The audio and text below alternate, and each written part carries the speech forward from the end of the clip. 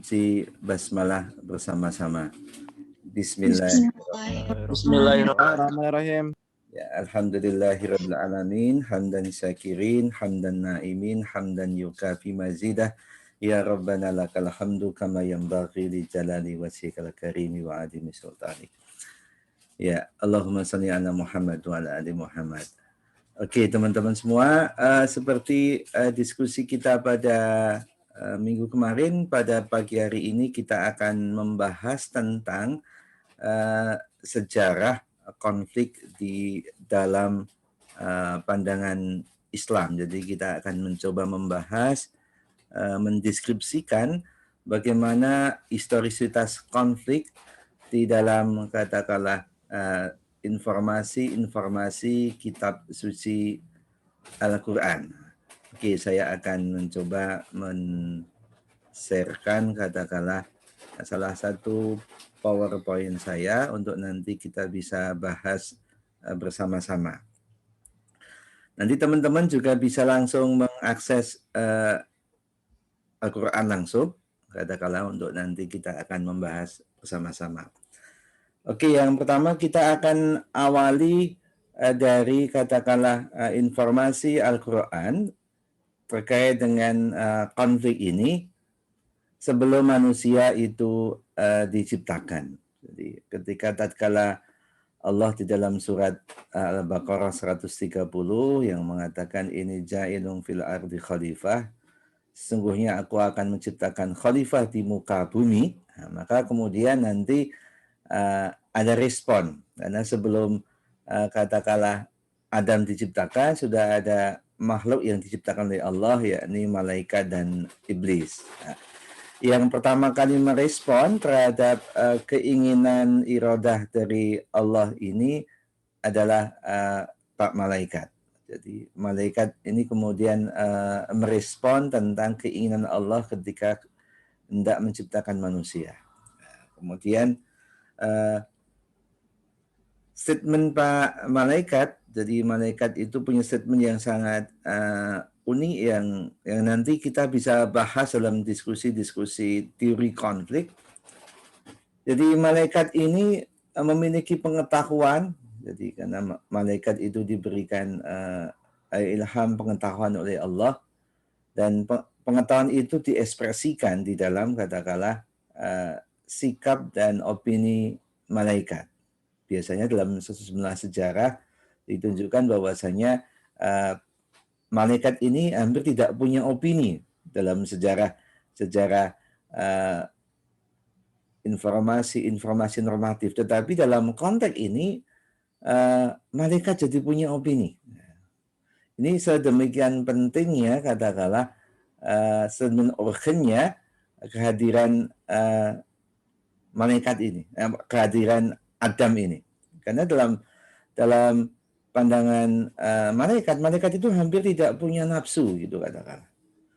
Jadi kalau keimanan malaikat ini dalam sejumlah informasi Quran maupun hadis ini tetap tidak berkurang, tidak bertambah. Kalau manusia kan keimanannya yazidu wa yanqus, kadang naik dan kadang turun. Kalau keimanan dari iblis setan itu semakin turun ibaratnya. Tapi malaikat ini kemudian memiliki opini, memberanikan diri, mencoba melakukan konfirmasi kepada Allah.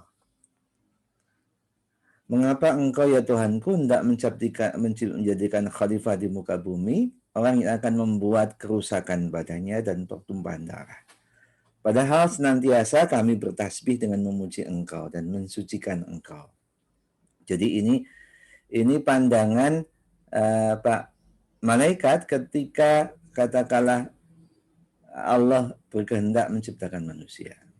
Mengapa sampai kemudian malaikat memiliki informasi tentang kecenderungan perilaku sikap manusia dalam sejumlah kitab tafsir? Karena memang Allah telah mengilhamkan pengetahuan itu, dan dari pengetahuan itu malaikat membangun opini gitu. Nah, nanti kalau kita bercerita di dalam konteks teori-teori konflik, ada namanya insting agresi. Manusia itu memang secara bakat bawaan itu memiliki potensi ik dan y. Jadi manusia itu punya potensi berbuat baik, juga punya potensi berbuat buruk. Nah, kalau nanti teman-teman belajar tentang teori perilaku manajemen, itu ada manusia itu sebagai bad guys atau juga manusia sebagai katakanlah good guys. Yang bad guys ini kemudian cenderung akan destruktif, cenderung akan merusak. Contoh nanti kalau teman-teman belajar teori psikologi perkembangan dari Sigmund Freud, manusia itu cenderung merusak, katakanlah. Manusia itu memiliki atribut kepribadian yang cenderung merusak. Dalam istilah Freud disebut dengan yang namanya id. Jadi kalau dia punya id-nya, anak-anak kecil itu id-nya yang berkembang. Maka dia tidak bisa membedakan ini merusak atau ini tidak merusak. Nah, jadi ini yang dijadikan argumen oleh malaikat untuk mengkonfirmasi keinginan dari Allah. Nah, ini adalah awal pertama kali dalam konteks ketika kita berbincang tentang konflik. Jadi malaikat dan Allah ini berkonflik dalam dimensi debat. Pak, malaikat mencoba mengkonfirmasi, mencoba mendebat kepada Allah. Nah, tapi Allah mengatakan Allahu a'lamu ma la ta'lamun. Jadi Allah itu, aku itu lebih tahu sedangkan engkau itu tidak tahu, katakanlah. Jadi katakanlah Allah kemudian memberikan informasi itu kepada malaikat. Nah, kemudian dalam sesi perbincangan berikutnya, kemudian katakanlah Allah meminta yang namanya malaikat ini bersujud. Nah, tapi sebelum nanti bersujud, mungkin teman-teman bisa membuka di dalam Al-Quran, ada informasi yang menarik. Jadi Allah itu tidak kemudian otoriter kepada para malaikat. Jadi nanti dalam konteks penjelasan Allah a'lamu ma la ta'lamun, katakanlah, ini kemudian Allah memberikan bukti atau verifikasi tentang katakanlah keunggulan dari katakanlah Nabi Adam alaihi salam. Dalam bentuk seperti apa nanti kemudian Adam diminta untuk menyebutkan sejumlah nama-nama. Kemudian Nabi Adam kan punya kemampuan untuk melakukan pengenalan konseptual terhadap informasi-informasi, katakanlah. Jadi bisa membuat generalisasi, bisa membuat katakanlah premis-premis, ibaratnya seperti itu karena manusia diberikan akal itu. Maka kemudian nanti dalam konteks tertentu, katakanlah dalam konteks tertentu, kita tidak bisa pungkiri kemudian katakanlah Nabi malaikat ini kemudian mengakui bahwasanya manusia itu memang lebih unggul gitu katakanlah. Sehingga kemudian malaikat bersedia bersujud. Nah, itu kalau informasi di Al-Qur'an nanti teman-teman bisa dalami lebih jauh di dalam surat Al-Baqarah mulai ayat ke-30 sampai ke-40. Nanti ada perbincangan yang cukup menarik. Tapi kemudian setelah malaikat ini bersedia untuk bersujud dan meyakini keputusan Allah itu benar gitu. Jadi kalau dalam surat Ali Imran nanti katakanlah Rabbana ma khalaqta hada batila, bahwasanya apa-apa yang diciptakan Allah itu tidak pernah ada yang salah gitu. Malaikat ini kemudian mengkonfirmasi bahwasanya keputusan Allah itu tidak ada yang salah. Nah, tetapi katakanlah nanti kita akan bisa lihat makhluk Allah yang kedua yakni iblis. Nah, saya kutipkan ini dari katakanlah kitab tafsir Marah Labid atau yang dikenal dengan katakanlah tafsir Al-Munir kayak Imam An-Nawawi Al-Bantani. Jadi kenapa iblis itu sedemikian rupa sombong terhadap katakanlah Nabi Adam alaihissalam. Nah, jadi menurut informasi yang disampaikan dalam kitab tafsir Al-Munir ini, jadi iblis adalah penjaga sorga dalam kurun waktu 40.000 tahun. Jadi sebelum Adam diciptakan itu yang namanya pemangku, penjaga sorga, katakanlah ya bersama dengan malaikat Ridwan, seumpama itu iblis sudah menjadi penunggu surga 40.000 tahun sebelum katakanlah Nabi Adam alaihissalam diciptakan. Sampai kemudian ia pernah hidup bersama dengan malaikat selama 80.000 tahun dan tawaf mengelilingi ars bersama malaikat selama 14.000 tahun. Jadi begitu katakanlah taat dan pengabdiannya setan, iblis kepada Allah. Iblis tidak pernah merasa lelah atau mengeluh dalam menjalankan perintah Allah. Iblis menjalankan dengan ikhlas, tidak ada niat apapun kecuali karena Allah semata. Pada masa itu, malaikat dan lainnya memberi gelar Al-Aziz. Jadi iblis itu diberikan gelar oleh malaikat sebagai Al-Aziz. Jadi makhluk yang termulia. Ada juga yang memberi gelar Azazil. Jadi mohon maaf sampai iblis itu diasumsikan sebagai panglima besar para malaikat. Di langit pertama sampai langit ketujuh, iblis begitu dihormati oleh para malaikat. Jika iblis itu melewati para malaikat, maka para malaikat itu melakukan penghormatan, laksana penghormatan kepada komandannya, pengawal kepada rajanya, hingga terhormatlah nama iblis di penjuru alam semesta. Nah, ini katakanlah kenapa nanti kemudian iblis menyatakan katakanlah ungkapan anna khairu minhu khalaqtani minan nar wa khalaqtahu minat tin. Ya Tuhanku, sesungguhnya saya lebih baik ketimbang Nabi Adam ini ibaratnya. Saya sudah melakukan pengabdian yang luar biasa kepada engkau, katakanlah. Jauh sebelum Nabi Adam ini diciptakan ibaratnya. Jadi iblis mencoba mendebat Allah dengan cara membangun argumen bahwasanya katakanlah apa saya kurang cukup ya Allah beribadah kepada kamu sehingga kemudian saya dinomor duakan ibaratnya seperti itu. Nah ini maka dalam konteks Islam nanti kita tidak boleh menyombongkan di hadapan Allah karena kita sebagai ahli ibadah, kita masuk surga karena ibadah. Itu kalau dibandingkan dengan ibadahnya iblis ini jangan-jangan kita kalah seumpama itu. Sehingga kita lihat bagaimana sejumlah informasi Al-Quran terkait dengan kesombongan iblis ini. Jadi dalam surat Al-Baqarah ayat ke-34 ini, ketika Allah berfirman kepada malaikat, sujudlah kamu kepada Adam, maka sujudlah mereka kecuali iblis. Dan ia enggan dan takabur. Dan ia termasuk orang-orang yang kafir. Jadi tadi ini setan tidak, iblis tidak mau kemudian katakanlah sujud kepada Nabi Adam sampai kemudian nanti iblis dikonfirmasi sama Allah dalam surat Al-A'raf 12. Apa yang menghalangi kamu untuk bersujud kepada Adam di saat aku menyuruh kamu? Jadi ini dalam surat Al-A'raf disampaikan Allah kemudian juga dengan sangat demokratis bertanya, kenapa engkau tidak mau bersujud kepada katakanlah Adam, sedangkan itu perintahku ibaratnya.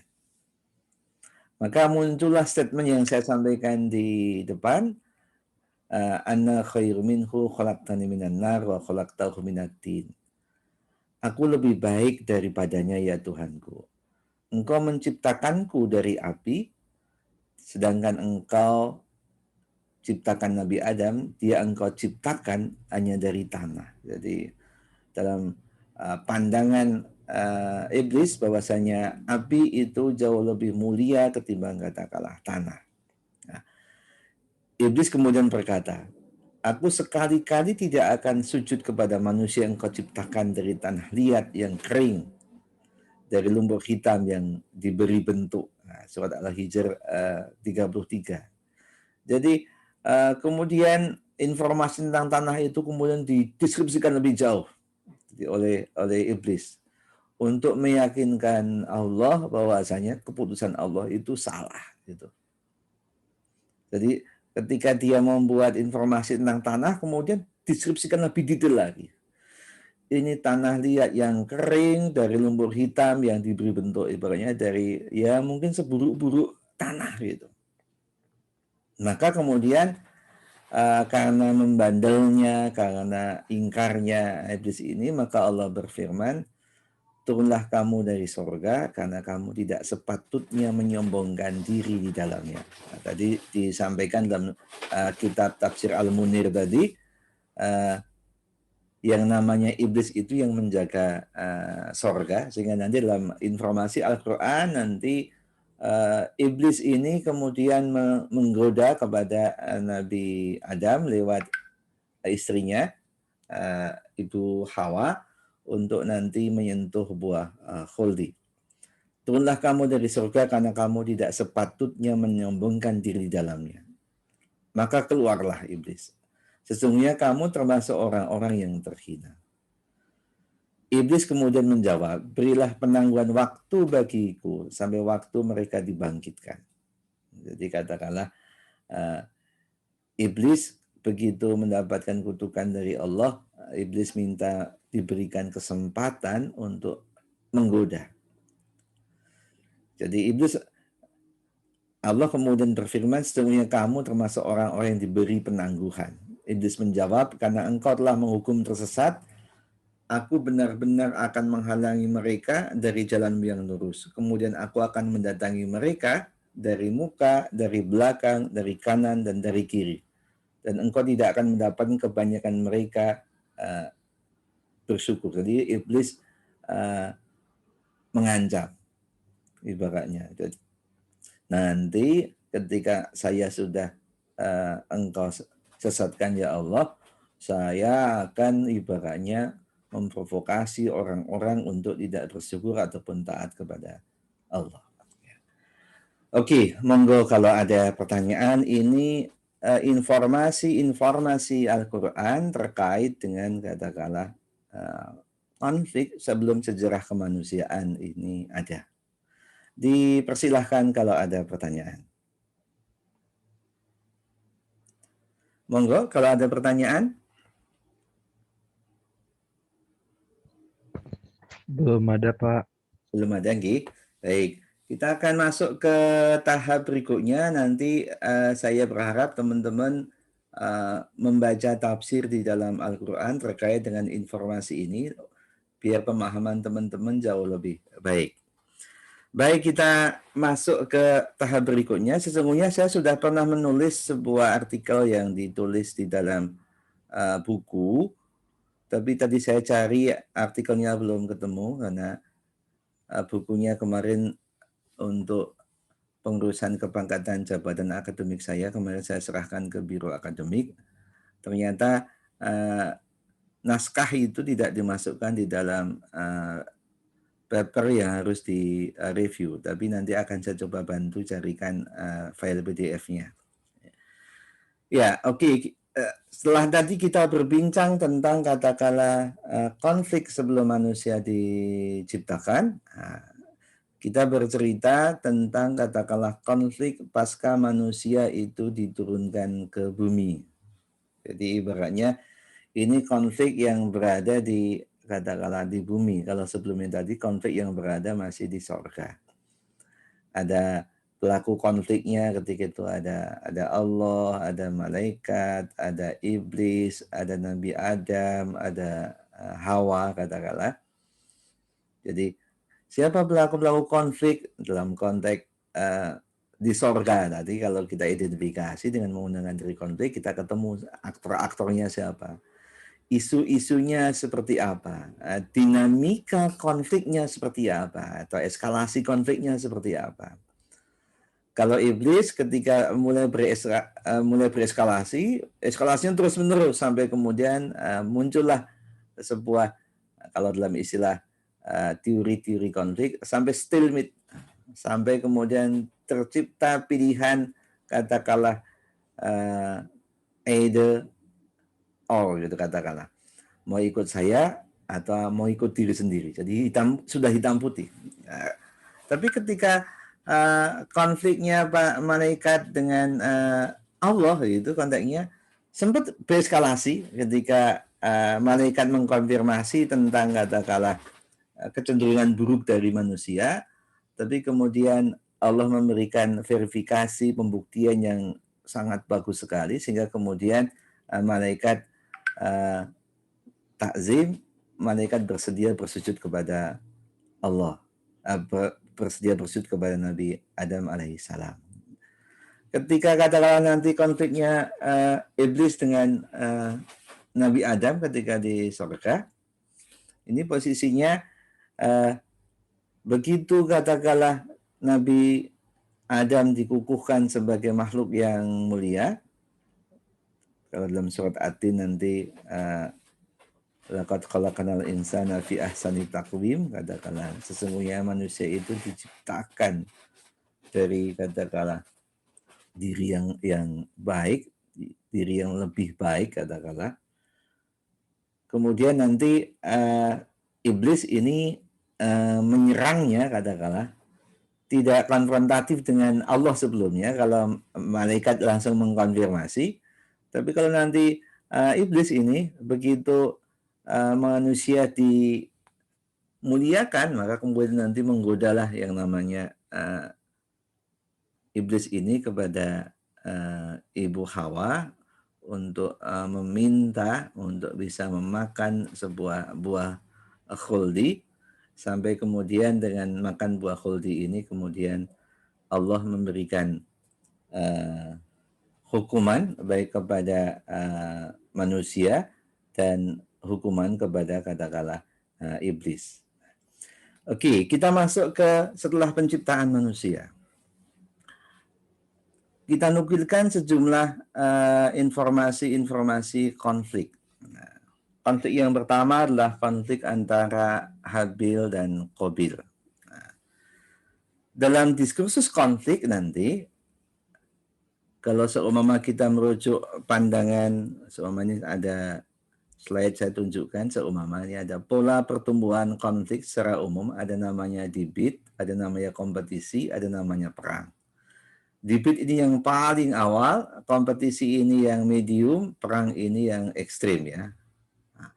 Oke, kita bisa lihat di dalam konteks sejarah konflik di dalam Islam tadi, kita bisa menggunakan 3 klaster ini untuk menganalisis.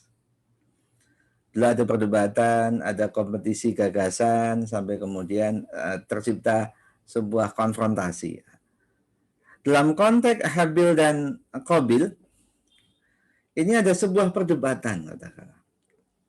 Jadi yang namanya Habil itu mewakili sebagai good guys, itu dalam konteks tertentu. Pak Qabil ini mewakili yang namanya bad guys. Nah, kedua orang ini kemudian berkompetisi untuk bisa menunjukkan mana yang terbaik, maka kemudian nanti dua putra Nabi Adam ini berkompetisi. Qabil kompetisinya itu tidak dengan sesungguh-sungguh kompetisi. Jadi kalau kita baca dalam Al-Quran ada namanya ayat fastabiqul khairat, kita diminta untuk berkompetisi dalam kebaikan. Kalau nanti kita belajar lebih jauh dalam konteks apa ya fastabiqul khairat itu lahir, ayat ini lahir, asbabun nuzul seperti apa, ini terkait nanti informasi terkait dengan pemindahan arah kiblat kaum muslimin yang sebelumnya itu ke Masjidil Aqsa dan diminta diubah ke Masjidil Haram. Nah, nanti kemudian muncullah ayat tentang fastabiqul khairat, jadi berkompetisi. Kompetisinya Pak Qabil sama Habil ini dilakukan secara terbuka, katakanlah. Dibuat kontestasi secara terbuka. Sampai kemudian kompetisi ini dimenangkan oleh Pak Habil. Nah, setelah kompetisi ini dilakukan secara terbuka, ternyata menimbulkan katakanlah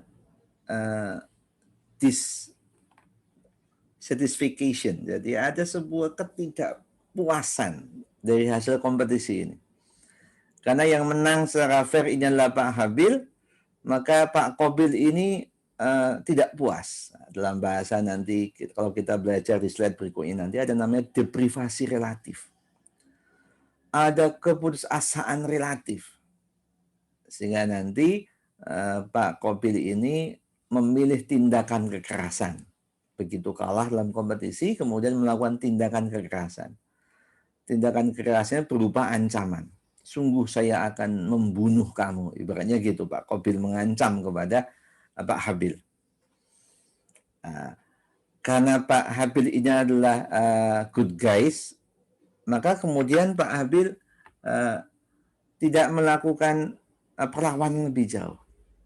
Cuma mengingatkan, ya saudaraku, bahwasanya membunuh itu perbuatan yang kecil. Saya tidak akan pernah melawan kamu. Saya akan tidak pernah menghalangi kamu untuk membunuh saya. Nah, maka terjadilah pembunuhan yang pertama. Ini yang kemudian oleh para muarikh, oleh para ahli tafsir, kalau muarikh itu para sejarawan, kalau ahli tafsir itu mufasir, ini menginformasikan memang manusia itu punya potensi sebagai bad guys itu.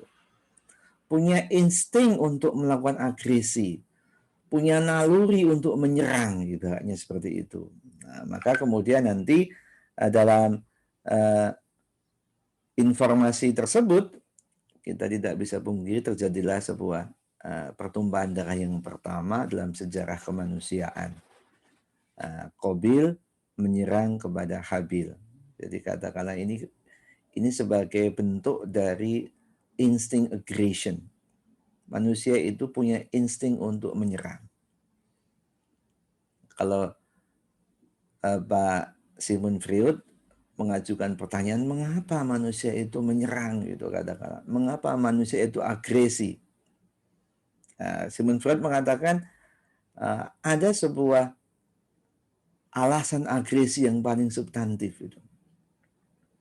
Jadi kata Pak Sigmund Freud ada namanya libido seksual. Jadi informasi dalam konteks sejarah kemanusiaan, jadi salah satu bentuk kompetisinya tidak hanya kompetisi mendapatkan keridaan kepada Allah ketika itu, juga kompetisi untuk mendapatkan pasangan hidup. Jadi Pak Habil sama Pak Qabil ini memperebutkan seorang perempuan. Nah, dalam bahasanya Sigmund Freud itu ada namanya libido seksual. Orang itu menyerang pada orang lain itu karena katakanlah sexual desire, ibaratnya seperti itu. Nah, ini nanti kemudian dalam bahasa psikologi perkembangan nanti kita bisa belajar dari teorinya Abraham Maslow. Mungkin di katakanlah mata kuliah kepemimpinan semoga sudah disampaikan tentang katakanlah hierarchy of need dari Pak Maslow. Mungkin ada yang bisa membantu menjelaskan hierarchy of need dari Pak Maslow? Teman-teman, mungkin ada yang pernah mendapatkan informasi itu di mata kuliah kewirausahaan? Dipersilahkan kalau ada yang tahu untuk kita bisa bangun diskusi. Mungkin Mbak Anissa Sophia? Iya, Pak. Pernah mengetahui tentang hierarchy of need-nya dari Pak Maslow? Pernah, Pak. Cuman urutan pastinya tuh kurang tahu, cuma tahu komponennya aja, Pak. Oke, komponennya apa saja, Mbak? Psychology needs, terus safety needs, love and belonging, esteem, sama self actualization, Pak. Ya, oke. Terima kasih, Mbak. Jadi posisinya memang Maslow ini membuat seperti hierarki kebutuhan itu menurut katakanlah body, katakanlah badan dari manusia. Dari yang paling bawah sampai yang ke atas. Ada kebutuhan katakanlah sexual needs ibaratnya. Yang paling bawah naik kemudian kebutuhan hidup. Jadi kebutuhan makan itu masuk di perut itu. Ini kebutuhan yang level kedua. Orang bisa berkonflik karena kebutuhan makanan. Sehingga nanti kita bisa belajar teorinya Robert K. Malthus tentang perang itu terjadi karena perebutan mendapatkan makanan. Banyak seperti itu. Naik berikutnya setelah di perut masuk ke dalam katakanlah hati, perasaan, ketenangan. Nanti orang itu butuh kebutuhan-kebutuhan untuk ketenangan. Jadi kita bicara tentang katakanlah perasaan ketenangan, nanti kemudian bagaimana memenuhinya, agama berperan di situ. Naik ke atas lagi dari hati masuk ke mulut, nah, itu namanya kebutuhan untuk artikulasi diri, menyuarakan diri. Nah, ini katakanlah malaikat tadi, iblis tadi mengartikulasikan diri. Demokrasi itu bagian daripada kebutuhan mulut seumpama. Sampai kemudian self esteem yang paling atas ya ini ada di dalam katakanlah pikiran kita, di dalam kepala kita yang paling tinggi. Oke, terima kasih Mbak Anissa. Jadi Pak Habil sama Pak Qabil ini semua terpenuhi itu. Kemudian sampai titik konfliknya itu ya sampai levelnya di tingkat war berupa konfrontasi. Oke, ada yang bertanya terkait dengan konflik Habil dan Qabil? Baru nanti kita akan membahas berikutnya konflik Nabi Nuh. Tapi teman-teman nanti kita minta untuk juga membuka di dalam Al-Quran.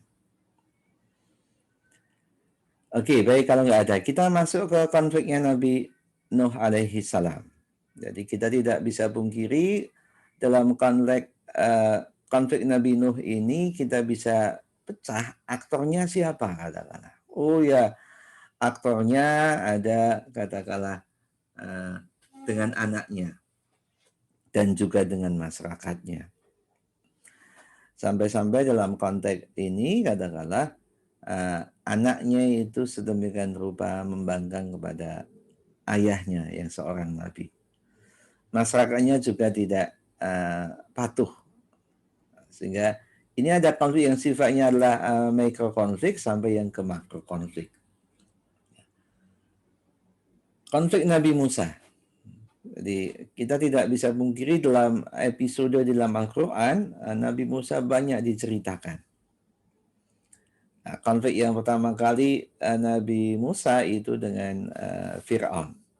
Dari awal itu. Jadi terkait dengan katakanlah Pak Fir'aun ini mendapatkan informasi dari para aktor intelektual, dari para penasehatnya, dari para tukang sihirnya, bahwasanya besok akan ada penentang dari kekuasaan Firaun ini. Penentang itu dari gender yang jenis kelamin laki-laki, seumpama katakanlah. Sampai kemudian keputusan dari Firaun adalah membunuh semua laki-laki bayi-bayi yang lahir gitu. Nah, sampai kemudian untuk menyelamatkan bayi ini katakanlah ibunya Nabi Musa ini mendapatkan ilham untuk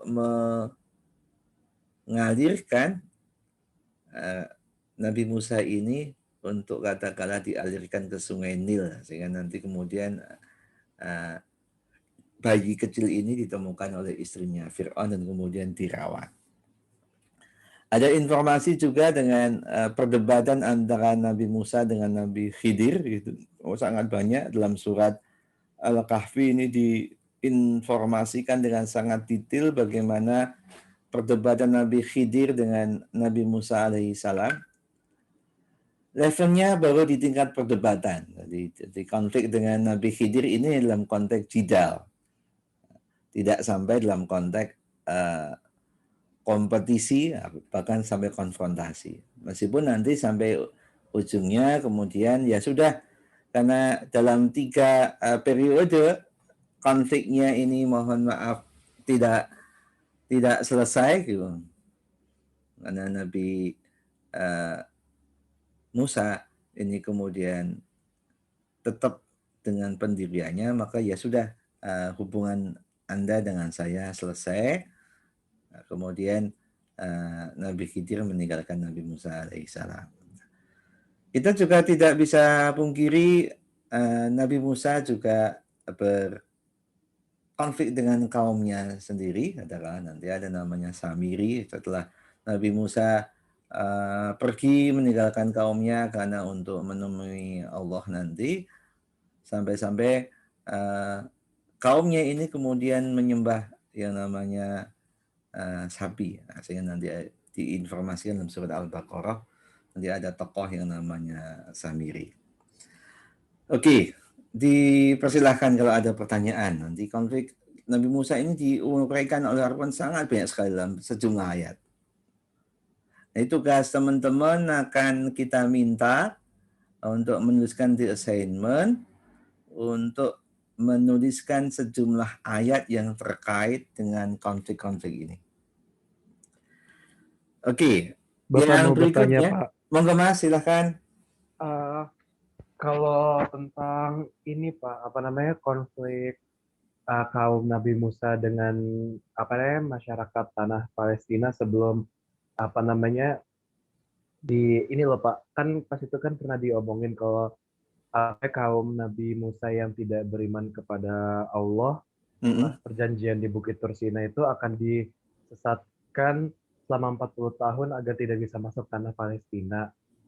Nah, itu konflik yang terjadi pada saat itu bagaimana ya Pak gambarannya? Maksudnya soalnya kan yang saya pernah baca itu setelah Nabi Musa meninggal nanti kaum Nabi Musa itu akan dipimpin oleh Nabi Yasua. Jadinya itu kayak konflik apa yang terjadi sebelum kepemimpinan Nabi Yasua itu Pak? Oke, mungkin secara umum memang katakanlah ada yang unik dari katakanlah penampilan Nabi Musa alaihissalam ya, ketika berkonflik dengan kaumnya sampai katakanlah sempat meninggalkan katakanlah kota Palestina. Sempat kan Nabi Musa sempat ketika itu di Mesir ya, karena posisinya Fir'aun itu ada di Mesir, sampai nanti kalau dalam informasi lanjut Nabi Musa bersama kaumnya itu menyeberang katakanlah ke Palestina, katakanlah diminta untuk datang ke Palestina, sampai nanti ada informasi tentang mana wasalwa, karena umatnya Nabi Musa ini, karena Nabi Musa itu juga suka mendebat, umatnya juga suka mendebat itu.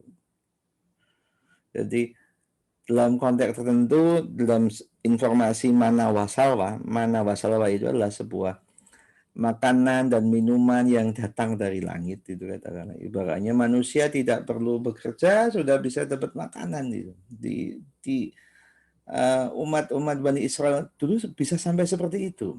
Ya mohon maaf,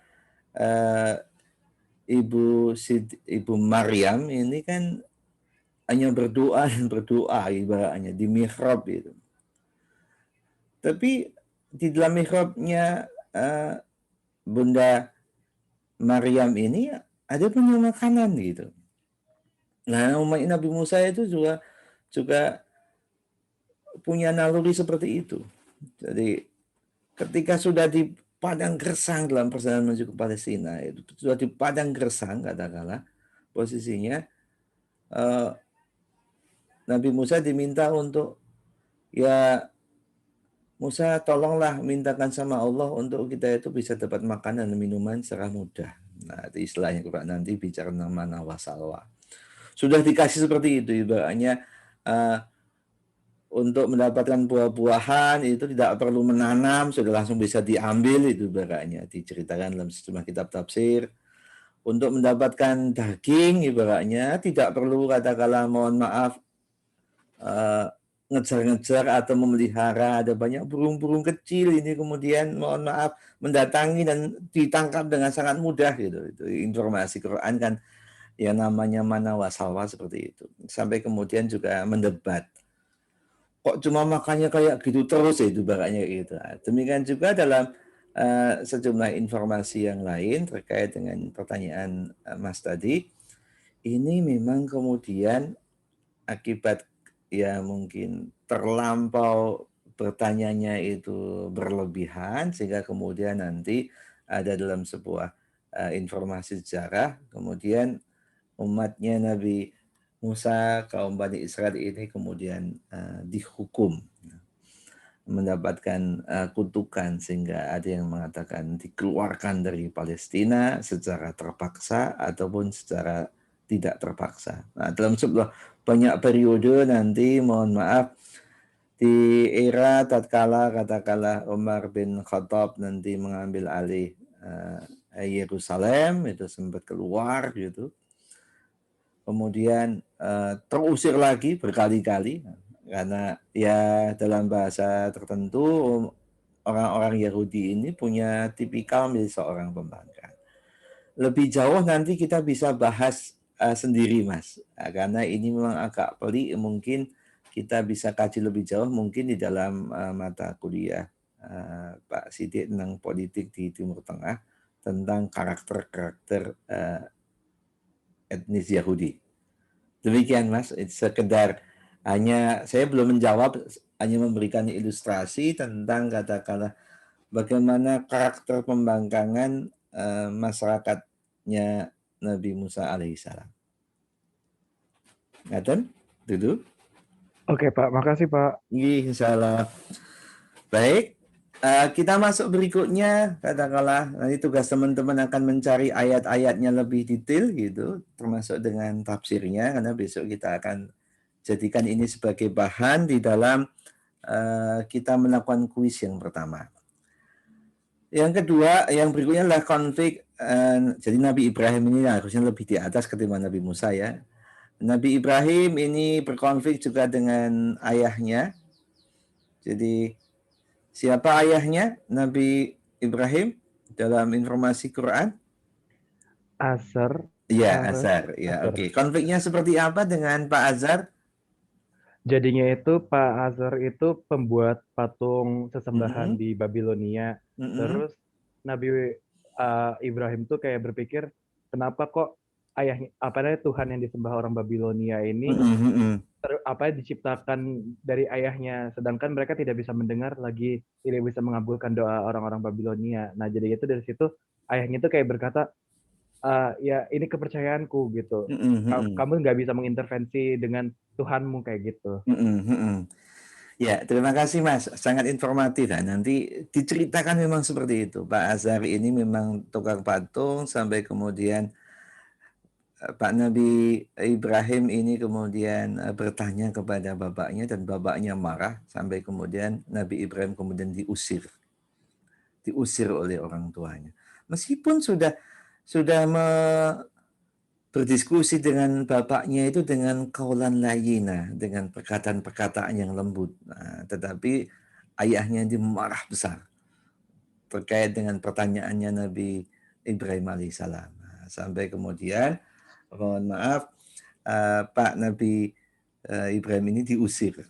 Nah, itu cerita singkat tentang mikro konfliknya Nabi Ibrahim. Jadi hampir semua nabi itu kok punya konflik mikronya ya.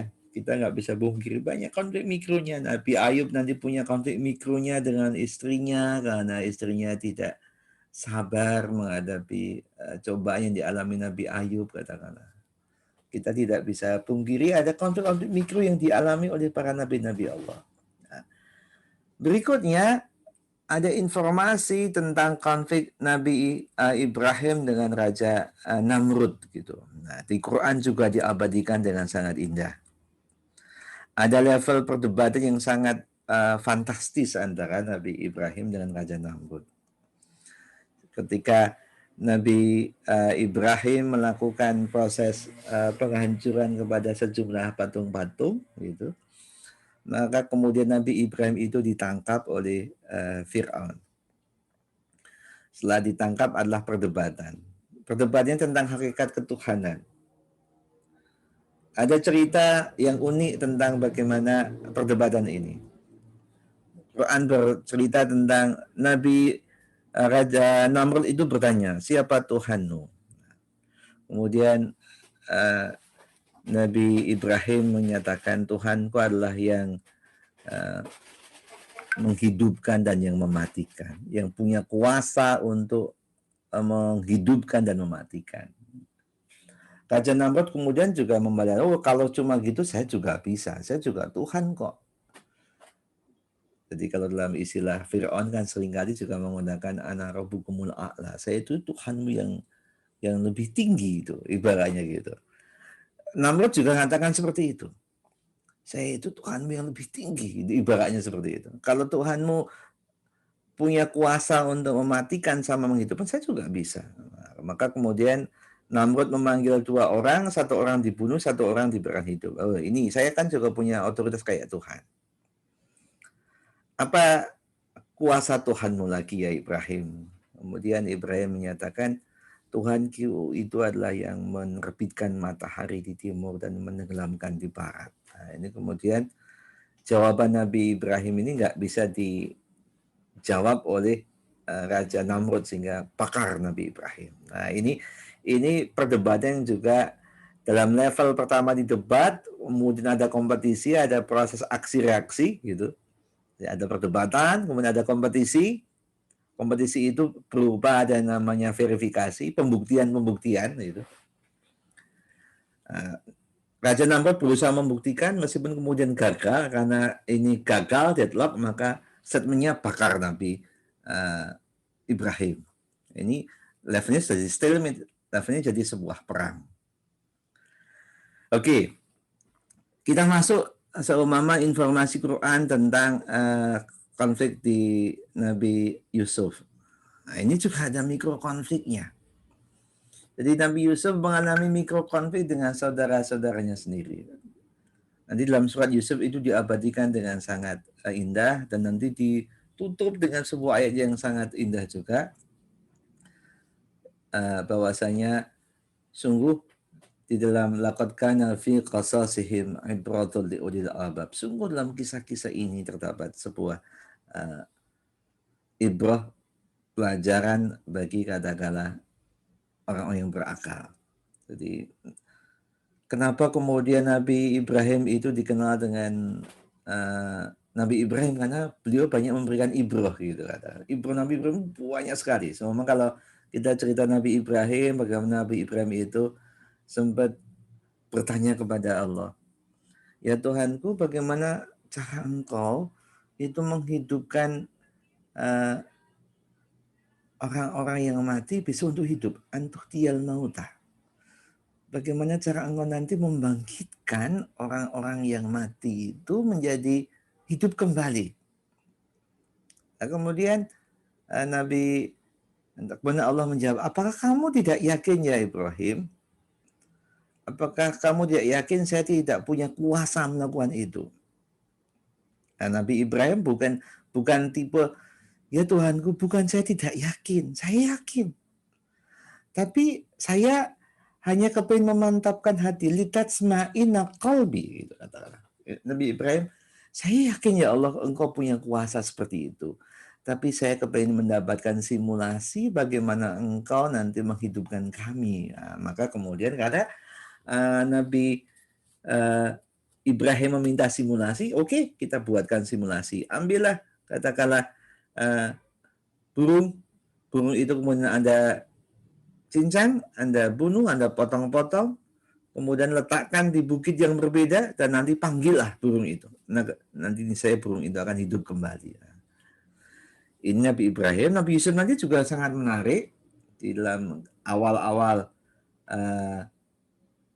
surat Yusuf diceritakan dari sebuah informasi bahwasanya Nabi Yusuf ini bermimpi yang namanya bulan dan matahari itu bersujud kepada Nabi Yusuf. Kemudian beliau bertanya kepada ayahandanya Nabi Yakub tentang takwilnya seperti apa. Saya mendapat mimpi yang luar biasa, bahwasanya yang namanya matahari bintang ini li sajidin, bersujud kepadaku ya ayahanda. Maka ayahandanya mengatakan, ya anakku, jangan engkau ceritakan tentang informasi tentang kelebihan engkau ini kepada saudara kamu. Nah, nanti sampai kemudian ternyata mimpi yang dialami ini membuat katakanlah Nabi Yakub ini semakin sayang kepada Nabi Yusuf, sehingga kemudian saudara-saudaranya iri.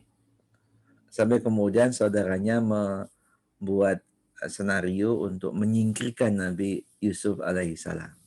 Nah, ini konflik Nabi Yusuf diceritakan dalam konteks konflik di tingkat mikro. Sampai juga nanti Nabi Yusuf ini berkonflik dengan perempuan. ketika Nabi Yusuf sudah masuk ke dalam istana, kemudian terjadi konflik sampai kemudian nanti Nabi Yusuf itu di penjara akibat katakanlah perempuan yang dalam informasi Quran juga sangat menarik, meskipun Nabi Yusuf sudah memberikan informasi yang sudah sangat fair katakanlah dalam persidangan. Sesungguhnya saya yang digoda, saya sebagai korban. Apa buktinya? Baju saya robek. Kalau kemudian perempuan ini yang jadi korban, maka harusnya baju perempuan ini yang robek. Baju saya robeknya di belakang, berarti saya itu korban. Meskipun sudah memberikan katakanlah pembuktian yang tak terbantahkan, tetapi kemudian nanti karena proses peradilan ini korup, proses peradilan ini tidak fair, kemudian tetap yang namanya Nabi Yusuf ini dimasukkan ke dalam penjara. Oke, nanti kemudian kita juga bisa berbincang tentang konflik Nabi Isa di dalam Al-Quran juga cukup banyak, sampai nanti ujung-ujungnya Nabi Isa itu punya konflik dari awal ketika masih, mohon maaf, begitu Nabi Isa ini dilahirkan, katakanlah, ya mohon maaf, masyarakat di Palestina ketika itu mencaci maki ibunya. Maryam dikatakan sebagai katakanlah perempuan yang hina, perempuan yang tidak mulia gitu. Nah, apa yang dilakukan Nabi Isa meskipun masih bayi, Nabi Isa mengatakan, enggak, ibuku itu tidak berdosa sama sekali. Sehingga kemudian ini Nabi Isa itu seringkali disampaikan sebagai seorang bayi langsung bisa bertutur kata ketika masih dalam buayan, masih dalam konteks timangan seorang ibu. Begitu lahir langsung bisa berbicara. Untuk membantu ibunya bahwasanya Ibu Maryam itu tidak punya salah sama sekali. Nah, sampai nanti konflik di tingkat akhir, maka ada konflik di mana ada persekongkolan untuk membunuh Nabi Isa alaihissalam, untuk disalib.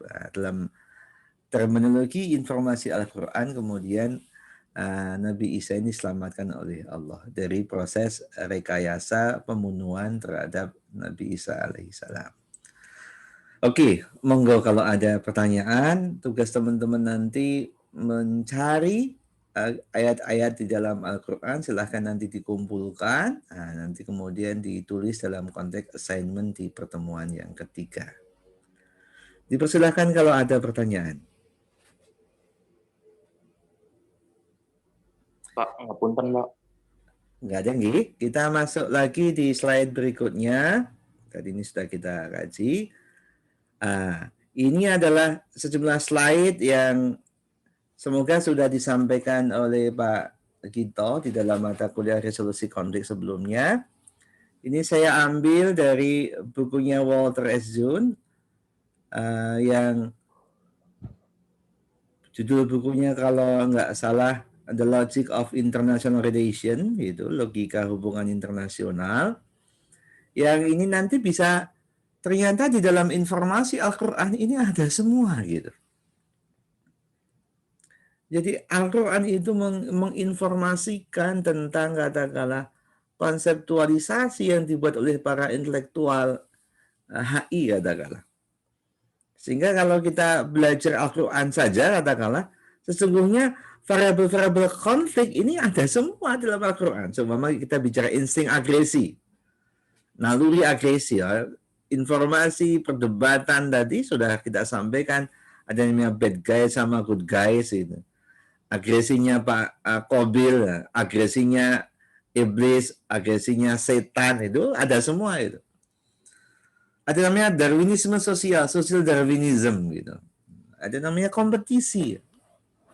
Kompetisi untuk bisa survival gitu katakanlah. Serangan attack-nya dari Pak Qabil ini bagian daripada saya kepengen mendapatkan eksistensi itu katakanlah. Kita tidak bisa pungkiri. Bagaimana umatnya Nabi Musa itu juga menyerang kepada masyarakat lainnya gitu katakanlah. Bagaimana Nabi Musa juga sempat membunuh karena alasan membela kelompoknya, sehingga kemudian Nabi Musa kemudian lari sampai nanti ketemu dengan katakanlah putrinya Nabi Syuaib.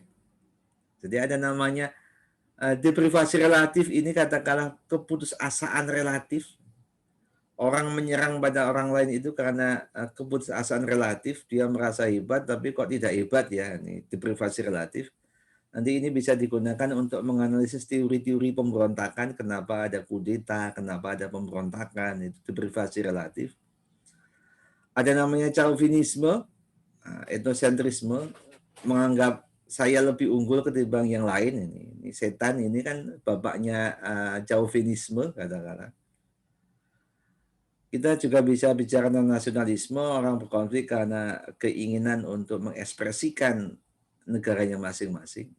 Kalau hari ini kita masih mengenal yang namanya Red Orange is my country, ya ini sebuah variabel yang menunjukkan bahwasanya ikatan-ikatan nasionalisme, primordialisme itu lebih kuat dibandingkan ikatan-ikatan yang lain. Nah, ini harapan saya kita bisa gunakan sebagai kerangka untuk memahami konflik.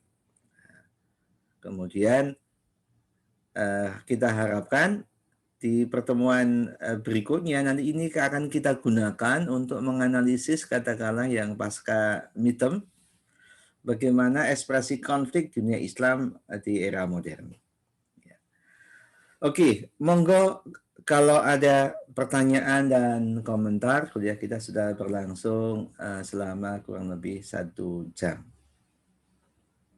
Dipersilahkan kalau ada pertanyaan.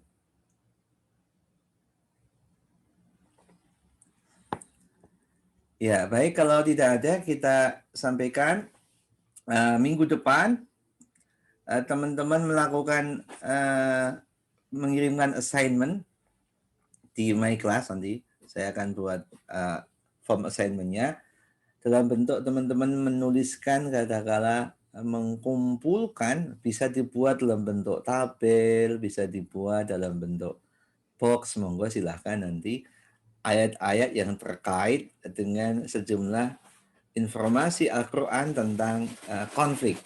Jadi informasi konflik yang didokumentasikan oleh Al-Quran. Silahkan nanti dilacak. Saya sudah memberikan clue-cluenya di sebelum katakanlah manusia diciptakan sampai kemudian manusia diciptakan. Nanti buatlah menjadi sekitar 3-4 halaman. Saran saya bisa dibuat box-box saja biar nanti lebih mudah. Baterainya kalau cuma copy paste nanti teman-teman jadi jelek tampilannya. Dibuat box, ada karena oke ini konflik Nabi Ibrahim, buat box ayat berapa sampai berapa. Konfliknya Nabi Musa ayat berapa sampai ayat berapa, dibuat box kecil gitu. Jadi nanti akan juga kita gunakan untuk pada waktu besok kuis. Nah, kuis besok akan mengidentifikasi surat mana yang muncul dalam konflik Nabi Musa seumpama katakanlah. Oke, demikian mungkin kalau ada pertanyaan dan komentar dipersilahkan. Pak, mohon maaf Pak. Monggo Mas, silahkan Mas. Kalau untuk mata kuliah ini hafal apa ya Pak? Bisa lebih diulangi Mas, agak kurang jelas. Surat yang bisa dihafal. Oke, surat yang dihafal untuk resolusi konflik ini surat Al-Fat ya. Kalau nggak salah itu surat ke-50 ya. Inna fatahna laka fathan mubina liyaghfira lakallahu ma taqaddama min dzambika wa ma ta'akhkhar wa yutimma ni'matahu 'alaika dan berikutnya nanti. Surat Al-Fat, Mas. Nggih, Pak. Terima kasih, Pak. Nggih, sami-sami. Tasih wonten pitakenan, masih ada pertanyaan ataupun komentar? Bapak maaf mau nanya, berarti ini kalau tugasnya itu kita nggak perlu nyantumin ayatnya gitu ya Pak? Berarti cuman kayak misalkan konflik Nabi Musa itu surat ini. Terus Iya, surat nggih, ini, tapi nggak betul. perlu ditulis ayatnya gitu Akhirnya atau nggak perlu? usah tulis nggak apa-apa. Nah, Oh, kemudian oke, siap, Pak. nanti diberikan informasi dalam konteks seumpama nukilkan dari seumpama konflik Nabi Musa itu, nukilkan salah satunya dengan menggunakan pendapat dari mufasir. Ini loh, menurut tafsir ini konfliknya kayak tadi saya memberikan informasi tentang katakanlah tafsirnya Al-Munir ketika bercerita tentang alasan mengapa setan itu sombong sekali ya. Nukilkan satu tafsir tentang katakanlah ini loh, ketika konflik Nabi Ibrahim, tafsir katakanlah Jalalain bicara kayak apa ya, tafsir katakanlah mungkin Al-Marohi bicara kayak apa ya, tafsir Ibnu Katsir bicara apa ya. Jadi nukilkan dalam satu bab itu satu informasi tafsir katakanlah. Sama Nabi Musa ambilkan dari sejumlah ayat tadi, kemudian ambil satu tafsir. Konfliknya katakanlah iblis kepada Nabi Adam, tadi sudah ada contoh, ada tafsirnya dari katakanlah Al-Munir, kemudian dinukilkan. Contohnya kayak itu aja Mas, sehingga nanti dibuatkan box-box, kemudian dibuatkan katakanlah penjelasan tafsir. Jadi untuk satu box ambilkan satu penjelasan tafsir, sehingga nanti ada sekitar 3-4 halaman. Demikian informasinya. Sudah Pak. Makasih Pak. Iya, sami-sami. Mungkin masih ada yang lain? Ya, baik. Kalau tidak ada, attendance nanti akan segera kita buatkan untuk teman-teman nanti bisa melakukan attendance. Akan kita buka sampai jam 9 malam, sehingga teman-teman masih punya waktu yang panjang untuk melakukan presensi. Jadi saya ingatkan minggu depan teman-teman di samping attendance, di samping juga hadir dalam perkuliahan, juga akan ada assignment seperti dengan katakanlah kesepakatan kita hari ini. Minggu depan kita akan membahas tentang katakanlah konseptualisasi Al-Quran terkait dengan term-term istilah-istilah konflik dan perdamaian. Oke, demikian dari kami. Mudah-mudahan manfaat. Salam untuk keluarga di rumah. Tetap sehat, tetap semangat. Mudah-mudahan kita dimudahkan dalam semua urusan kita. Kita akhiri bersama-sama. Billahi taufiq wal hidayah. Assalamualaikum warahmatullahi wabarakatuh. Waalaikumsalam. Waalaikumsalam.